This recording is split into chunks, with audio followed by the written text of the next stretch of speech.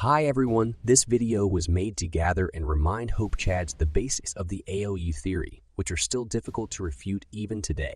AOE stands for Anime Original Ending, a theory that suggests the anime version of Attack on Titan is the continuation of the manga. From its conception to the present day, the theory has been subject to misunderstanding, leading to unproductive debates. So, this video will explain and link those convincing arguments while remain concise.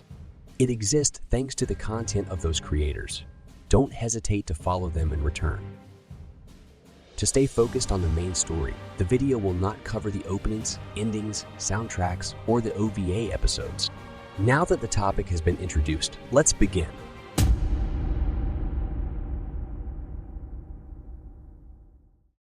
The popular opinion would want Mikasa and Eren to have one last conversation in the path, a sequence that Eren dreams about in the very first chapter. But to remain consistent, this shouldn't happen since Ackermans and Asians cannot be influenced by the founding Titan.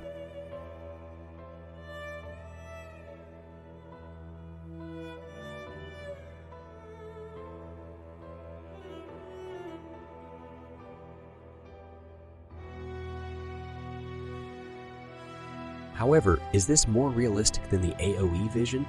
Because the popular opinion portrays Isayama as an author rushing to finish as quickly as possible, even if it means making the ending of his work strain.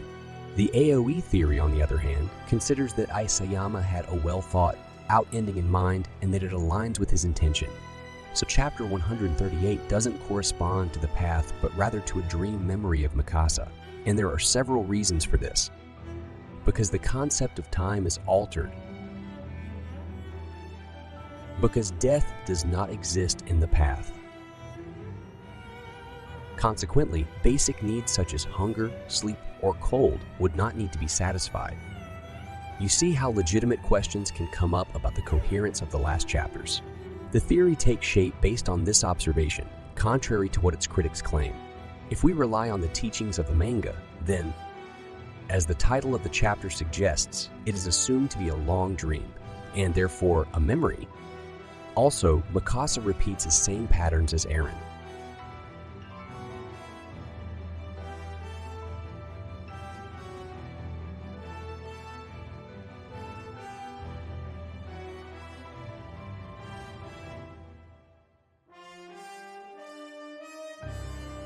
According to the AOE theory, Mikasa's dream would be set in a life where events did not unfold in the same way due to the choices she made.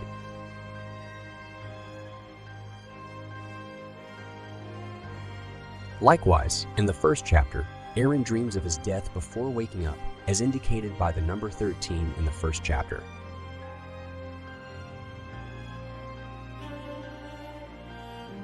This remains logical because at that moment he did not possess the power of the founding Titan and he had no interest in being influenced. But is it possible for a concept like different temporalities to exist in Attack on Titan? How strange is it that Isayama's biggest source of inspiration, namely Muvluv, also includes different temporalities?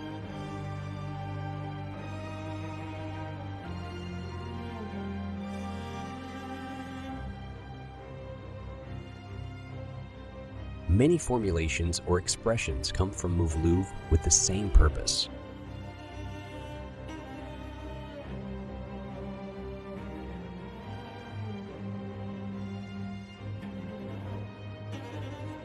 But do all of these expressions function in the same way?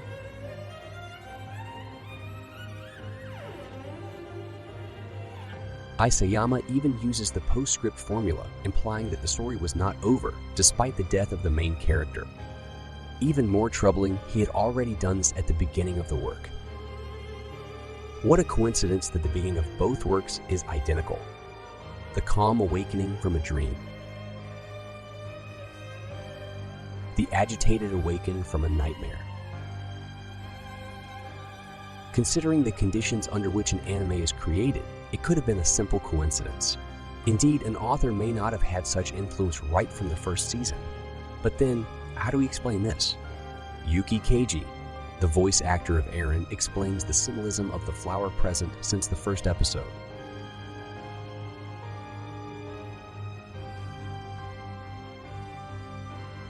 how does a detail like this end up in the very first episode? In fact, Eren's awakening may be intentionally different.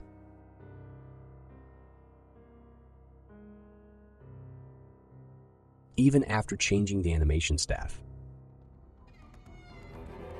Then, the same question arises for the second Eren fight. It happens differently.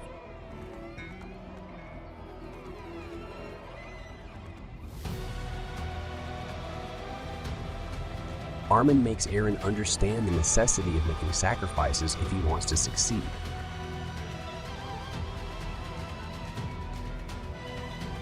More importantly, he believes in himself. What a coincidence, by the way.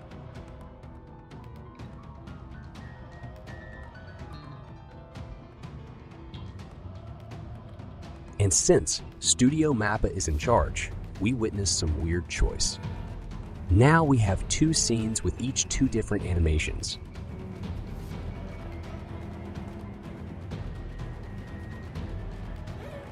However, one of the most important aspects is the management of the school cast scenes.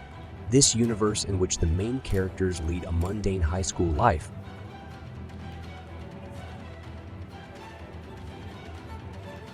simple reference or clue?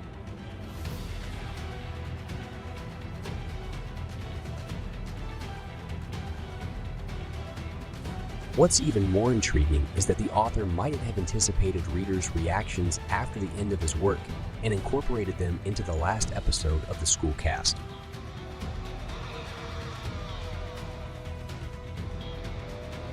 Of course, it can just be coincidences, but even Isayama give reasons to theorize. Yet every point, hint are connected. If you haven't already realized it, you'll understand it better with what follows.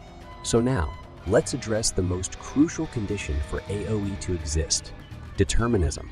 If the world of AOT is predetermined, then Eren cannot change his fate.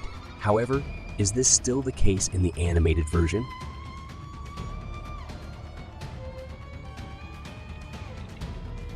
Eren appears more certain in several sequences,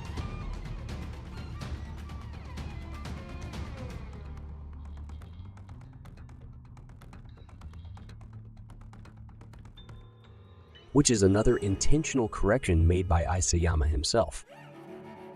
Furthermore, we have to ask again, could AOT have a similar development to Muv-Luv?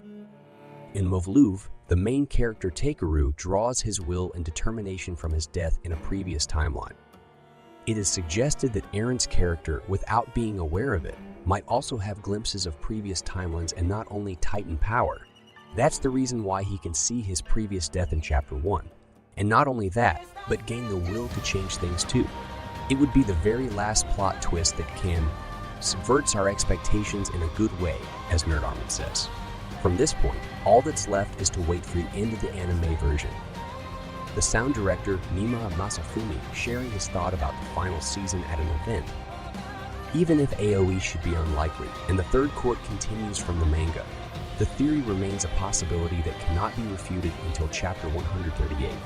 Because as it was explained, only if the long dream is not a memory make the theory an illusion.